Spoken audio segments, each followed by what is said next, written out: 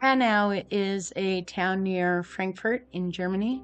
In February 2020, it would also be the scene of a terror attack that took 10 lives before the perpetrator took his own. The shooter was a white supremacist who was 43 years old when he took himself out. He had made his own website where he posted very concerning content. There was a manifesto, racist as you can imagine. There were videos expressing his far-right political views, his misogynist views, his views supporting eugenics, and accusing Donald Trump of stealing slogans he came up with. As much as I think Trump would and has taken whatever he likes, I doubt he's stolen the slogans of some white supremacists, incel hater from Germany. But we will not repeat any of Tobias Rathjen's warped worldviews, ideas, or complaints. Those ideas should just die with him. He expressed his rage over his incel status as well and shows some signs of what may have been schizophrenia. He had an extreme hate-on for migrants and for Germans who allowed immigration. He railed against women for not wanting him because of his mental illness issues.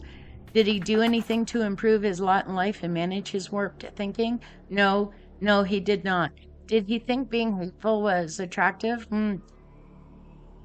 Hello. He wrote to Germany's public prosecutor with a number of conspiracy theories and demanded action be taken on them a few months before he went on his killing spree.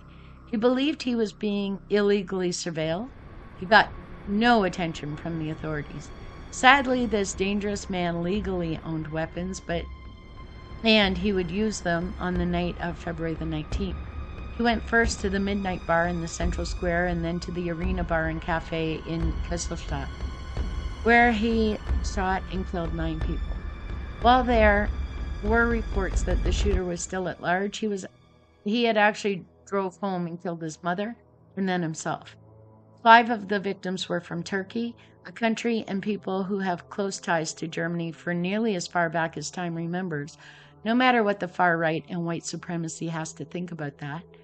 There were victims from Bulgaria, Bosnia, Romania, and Afghanistan as well. One of the bars he chose to attack was a hookah bar in a neighborhood that was frequented by immigrants, where everyone got along and all had been peaceful until Rathjen showed up.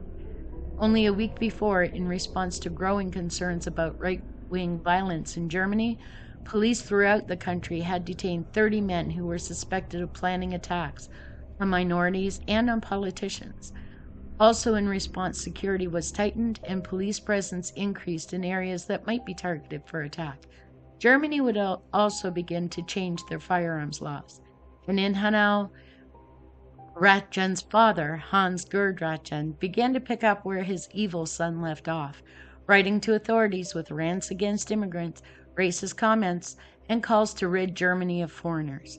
Just a year after the massacre, the elder Rathjen, rather than reflecting on what he could have done to prevent his son from carrying out such a terrible crime, while he was walking around town with his German Shepherd dog, verbally attacking people, demanding that authorities restore his son's website, and demanding the return of his son's weapons. He wants town council to demolish the memorials that have been built to the victims. His behavior may well explain why his son never did get any help.